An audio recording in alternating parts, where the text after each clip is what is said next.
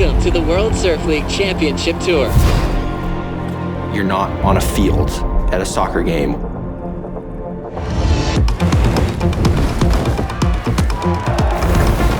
We have contests where the lineup is 500 yards away from the beach. You definitely can't hear anything.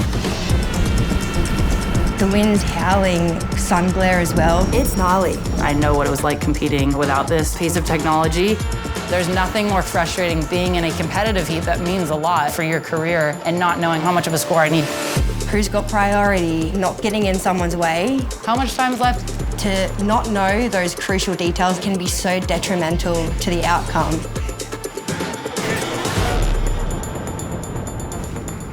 Surfers relied only on the beach announcers.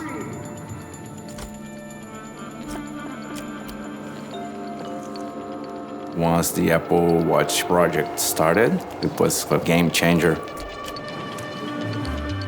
The watches, they are linked to the scoring system. Priority, the timer, this information goes to broadcast, this same information goes to the watch. Everything is real time. Right priority.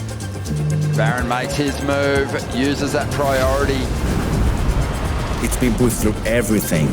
Chopu, pipeline, athletes getting smashed. We have never lost one watch. I know they're coming back. It's a big responsibility because it's careers, whole life they dedicate for surfing.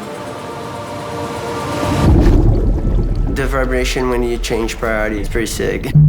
You don't even have to look at the watch. I don't second guess myself. I'm gonna go big. I'm gonna go crazy. And he'll pull it off! Did he just give it up? The Apple Watch has become part of our equipment. It's like a surfboard or a rashie. Making the performance of surfing much better. The watch has given us the ability to really sit out there and trust in what's going on and just let go.